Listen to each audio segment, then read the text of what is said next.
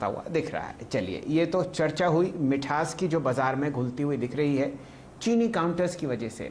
वापस देखते हैं बाजार में क्या हो रहा है। वीरेन जी, कोई बढ़िया ट्रेड पकड़ के दिखाइए। आप फिलहाल फ्रंटलाइन काउंटर्स में एफएनओ में बाटा देखिए, क्या सरपट आपको दौड़ता हुआ दिखेगा 1358 पर। हैं जी हाँ शैल जी, बाटा आपने पिक किया। एक और चीज़ मैं मार्क कर देता हूँ कि अभी कैश के स्टॉक्स में, पेपर स्टॉक्स में एक मूव आ रहा है। स्टार पेपर डे हाई पर, और साथ ही साथ अगर आप देखें आंध्रा पेपर डे हाई पर। मैं इसमें से पिक कर लूँ, अगर एक बार आंध्रा पेपर को देख लीजिए 232 के स्तर पे, स्टार पेपर आपकी स्क्रीन पर आप देखें 130 पर। एक बहुत बड़ा सेक्टोरियल मूव अगर आप देखें मिड कैप में इस वक्त विजिबल है। और एक और चीज़ दिखाइए जो शैल जी ने बाटा मेंशन किया है ना, Bata is interesting one. I think ये कल के हाई को क्रॉस कर रहा है और 20 डेमा के ऊपर आके ट्रेवल करता हुआ। एक बार आपकी राय इस पर राजेश पालविया जी, आप इसमें से क्या पिक करेंगे? बाटा को इस रेंज में क्या लॉन्ग साइड पे पिक करना चाहिए? लोअर शेडो काफ़ी वाइल्ड हो गई है, एक बेस के संकेत दे रहा है, इंट्राडे बेस के। आपकी अप्रोच इस स्टॉक पे? बिल्कुल वीरेन जी, ये स्टॉक काफी दिनों से हमारे रडार पे और हमने अपने क्लाइंट्स को भी रिकमेंड किया हुआ है। और जिस तरीके से स्टॉक का चार्ट पैटर्न है, बिल्कुल ये बेस बिल्डिंग फॉर्मेशन इसमें ऑलरेडी हो चुका है। और जिस तरीके से चार्ट प्लेस्ड है, हमें लगता है यहाँ से स्टॉक में 1440 तक के टारगेट शॉर्ट टर्म में आते हुए दिखेंगे। और बिल्कुल अभी भी करंट लेवल पे ट्रेडिंग पॉइंट ऑफ व्यू से भी बाय करना चाहिए। अभी फ्यूचर की बात करें तो 1370 के आसपास ट्रेड कर रहा है। इसमें 1358 का स्टॉप लॉस सजेस्ट करेंगे, ट्रेडिंग स्टॉप लॉस। और टारगेट जो आना चाहिए वो करीब आना चाहिए 1395 पहला टारगेट, और दूसरा टारगेट 1405। थोड़ा सा पोजिशनल व्यू देंगे तो मुझे लगता है कि इस सीरीज में 1440 इवन 1470 तक के टारगेट भी बाटा में आते हुए दिखना चाहिए। चलिए, आपके सामने एक पेपर स्टॉक्स का मैं स्टैक बनवा देता हूं। ऑलरेडी यहाँ पर आपने लगभग 10 से 11% की तेज़ी देखी है, तो यहाँ पर सिर्फ आपको प्राइस मार्क कर देते हैं। डायरेक्टर साहब लेके आइए आंध्र पेपर, जो थोड़े समय पहले आपको मार्क करते हुए दिखे थे हमारे मित्र वीरेन जी। ये आपके सामने स्क्रीन पर है 237.95। आपको बढ़िया मूवमेंट आता हुआ दिखेगा हुतमा की पेपर पर। ये आपके सामने 297 रुपये के आसपास ट्रेड करता हुआ दिखेगा।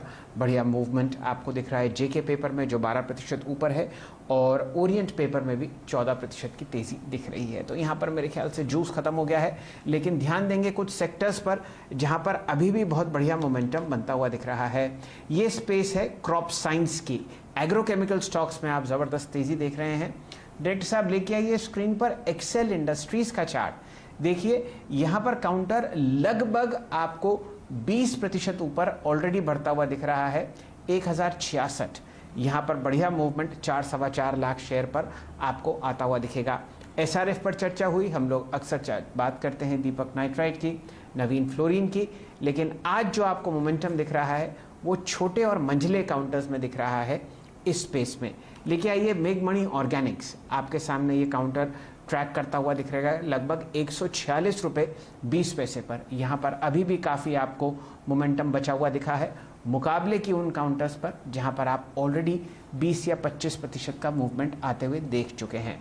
जुड़ते हैं अपने मित्र श्री राजेश पालविया साहब से। पालविया साहब, कुछ रणनीति आप मेगमणी ऑर्गेनिक्स पर सेट करना चाहेंगे?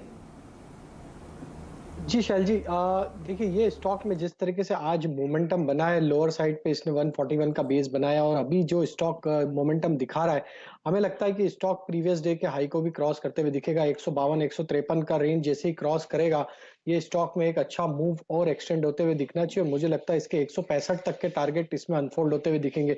अगर स्टॉक का ओवरऑल सेटअप देखें तो स्टॉक एक पॉजिटिव टेरिटरी में ट्रेड कर रहा है। Short to medium term zone में अगर हम बात करें, 152 के ऊपर 165 तक की टारगेट हमें लगता है बिल्कुल आते हुए दिखना चाहिए। करंट लेवल से 146 के आसपास स्टॉप लॉस रखे। ये स्टॉप लॉस अगर आज नहीं वायलेट होता है तो बिल्कुल इसको पोजीशन को कैरी भी किया जा सकता है 165 166 के टारगेट के लिए। जी, हमारे साथ हमारे रिसर्च गुरु मयूरेश जोशी साहब जुड़े हुए हैं। मयूरेश जी, पूरा का पूरा एग्रोकेमिकल स्पेस जो फर्टिलाइजर से ताल्लुक रखता है आपको दौड़ता हुआ दिख रहा है। स्क्रीन पर बहुत काउंटर्स, पीआई इंडस्ट्रीज देख लीजिए, एक्सेल क्रॉप साइंस देख लीजिए, आपको यहाँ पर बहुत ज़बरदस्त मोमेंटम आता हुआ दिख रहा है। कोई रणनीति आपके पास होगी मेगमणी ऑर्गेनिक्स पर? तो शैल सर, आई थिंक ये स्पेस ध्यान में रखना चाहिए क्योंकि monsoon are just round the corner और फर्टिलाइजर, सीड्स, जैसे हमने बात की एग्रोकेमिकल्स, ये सारे स्टॉक्स फ्लेवर में रहेंगे। अब जहां तक आई थिंक मेक मनी ऑर्गेनिक्स का सवाल रहा है, I think top line growth has been quite good in the last few quarters. Post lockdown I think जब हम टॉप लाइन ग्रोथ की बात करते हैं आई थिंक, और जब बॉटम लाइन की बात करते हैं, तो जो earnings growth is in excess of 20-30 odd %। बहुत ज्यादा डेट शेल्सर इसके बुक्स पे है ही नहीं। Dividend yield is almost around 0.5 odd %।